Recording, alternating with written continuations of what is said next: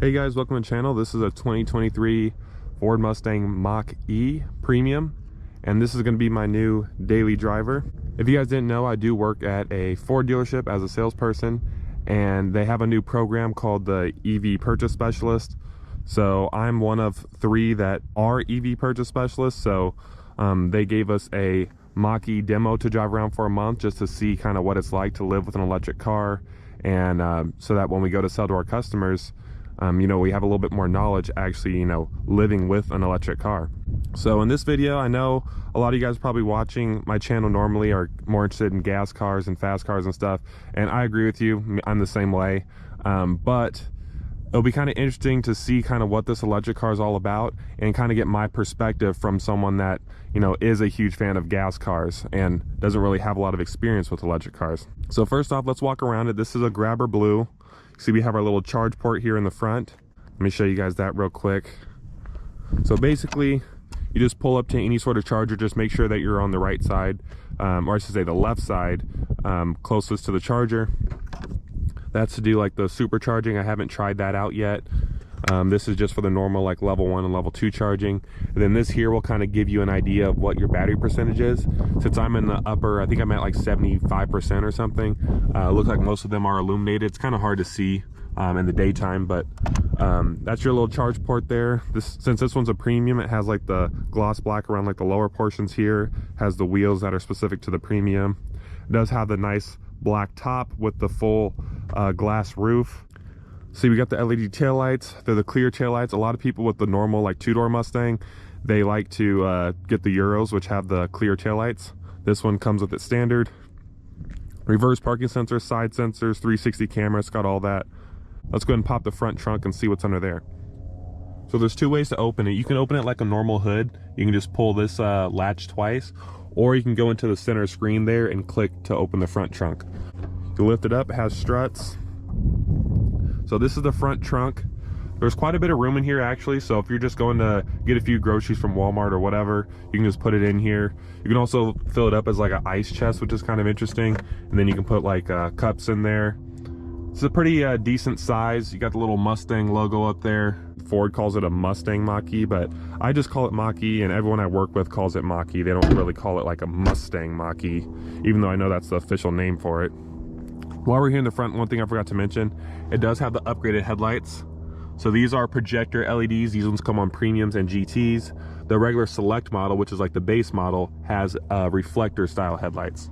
So this one does have upgraded headlights, and I'll do a night video on this car because these headlights are, I think, the best headlights I've ever seen as far as like the projection. It's like a perfect crispy line with the headlights.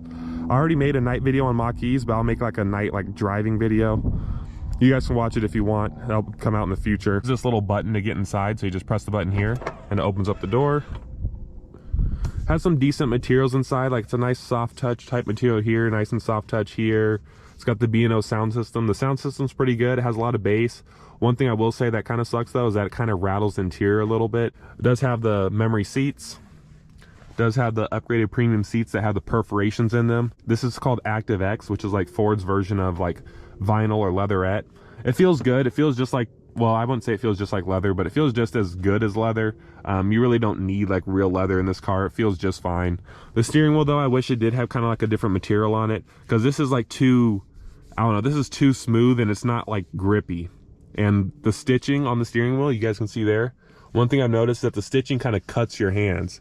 Like it doesn't really cut it, but like it's kind of sharp stitching. So if they would have made like a little bit less aggressive stitching here and like had a little bit of a different material, I feel like it'd be a lot better to like drive. Check out the back seat. Has a decent amount of room. I'm 6'5". Let's see if I can sit behind myself.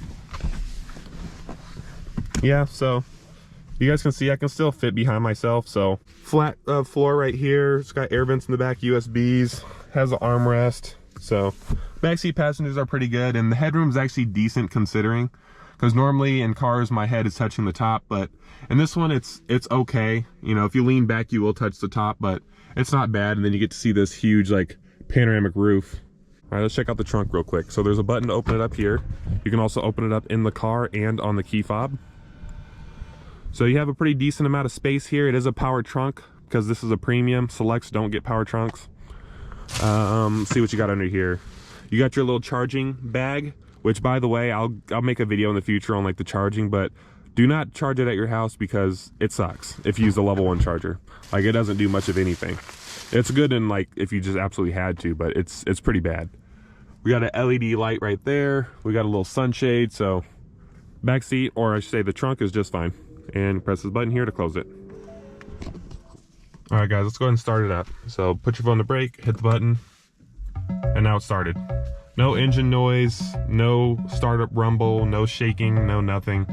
It's just a button, you press it and it starts up. It's really easy. Basically, like I said, the steering wheel, I wish the material was a little bit better. We got your volume knobs over here. We got your cruise control.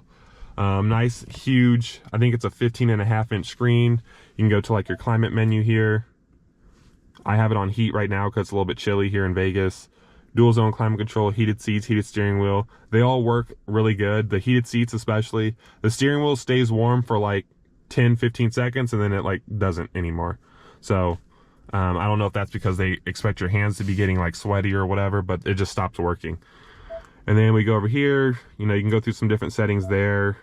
All your different settings here. I won't bore you guys with all this stuff. 360 camera, which I do use. So there's your front, there's a full 360 right there, so that's nice. Glove box, normal glove box. This area is kind of nice right here because there's a lot of room, so you can put your phone here to charge. It does have a wireless charging pad. You got your cup holders. This area is nice and simple. You got storage underneath right here too. There's your little storage space because it has like a floating armrest, and then I got some stuff in there. So it's a nice little cabin. It's been fun to live with. You know, it's decent. But let's go ahead and get out on the road and get some driving impressions. So right off the bat, like I mentioned, I'm used to normal gas powered cars. So this feels like completely different. There's no real like engine noise or anything like that. It's just like a little soft like whirring sound on the outside, just to alert like pedestrians and stuff that there's a car coming. But one thing I will say about electric cars that is nice is, you know, you can just step on the gas and go. You can start up early in the morning. It can be 40 degrees outside. You can just get onto the road and just floor it. You don't have to worry about it like warming up or damaging the engine or anything like that, because there is no like real like warm up. I know batteries do have like a preconditioning and all that, but like unlike a normal gas powered car where you can damage it by flooring it when it's cold, electric car doesn't really matter. Steering is super light, even in the unbridled mode. One thing that's pretty cool is that if you put it in unbridled mode, which is like a sport mode for the Mach-E, it does stay in that mode. So you don't have to change it every single time, which is nice. The ride is decent. It's not actually like, it's a good ride, it's composed and stuff, but it's not actually like a really, like, I wouldn't say it's like a really soft ride. Like, I feel like my Golf R, I know it's like a completely different car, but I feel like my Golf R has like a better ride than this car does. But it's a nice ride. Steering, you know, you don't really feel much, but that's okay. It's just an electric car. Turning radius is really good in this car. Like, it turns really sharp. I've been using the one pedal drive, which if you guys are used to normal gas cars, one pedal drive feels really weird. But once you get used to it, it's really nice. See, like right now I can just let off the brake, or excuse me, let off the accelerator, and it will slow down just by itself, which is nice. Because one thing I hate doing in like my normal cars is, you know, when you go super fast, you got to slow down, and you know, I feel like I'm just wearing out the brakes, and you know, the cars I have so much brake dust, so you know, it just cakes the tire or cakes the wheels with brake dust. This car, you let off the gas and it just slows down, all using, you know, the battery or whatever. It regenerates some energy as well when you do that, so it's nice not having to worry about like, you know, messing up your brakes or warping your rotors or anything like that, because you're not really like using the brakes in this car.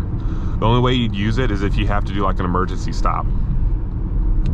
While we're rolling here, let's go ahead and see how the acceleration is. Like I said, we're in unbridled mode, and I forgot to mention actually, this is a premium extended range rear wheel drive. So it's not the extended range all wheel drive, which is a little bit faster. This is the extended range rear wheel drive. So let's go and step on it. Okay. Yeah, it's not bad. I mean, it gets up and moves pretty good. It has that instant torque, so it has that like that feeling that it's super fast. It doesn't have like a lot of like top end. Like electric cars aren't really known for their top end unless you're talking about like a Model S Plaid. But it has good like instant power. So like you can just step on it and it takes off like okay. It's not bad. And then you can just let off the accelerator and it slows down. So it's been a nice daily driver. It's nice being able to just, you know, like I said, just get in and go, you know, just take off, whatever. If you're in a long drive through, you're idling, you're not worried about wasting gas or anything like that. You know, if you're driving this car in 100-degree heat, which obviously right now it's November, so it's not, but if you drive this car in the heat, doesn't matter. You can have your AC blasting. It's not gonna hurt your engine, you know. So it is nice, kind of, it's like a carefree sort of driving experience, but it is a little boring, I will say that. But if it's a daily driver and you do have a gas car, like let's say for example I had my M2 and then I had this as like a daily driver, I wouldn't necessarily mind that. I would just use this to go to work and back and do like boring errands, like go to Walmart or whatever. But I would still use the M2 if I wanted to actually like have fun while I'm driving. But you know, it's not bad, and you can lease these for a pretty decent price. You know, sometimes they have good lease specials on these, and they have good financing as of shooting this video. I don't know what's to happen in the future, but you can get good financing on these. You can get good lease specials on these. So it might not be a bad idea for those that want, you know, like a fun little daily driver. Well, I shouldn't really say it's fun in its own way. It's fun having the instant torque. It's fun not having to worry about transmission shifting and all that stuff. It's just, you just floor it and go.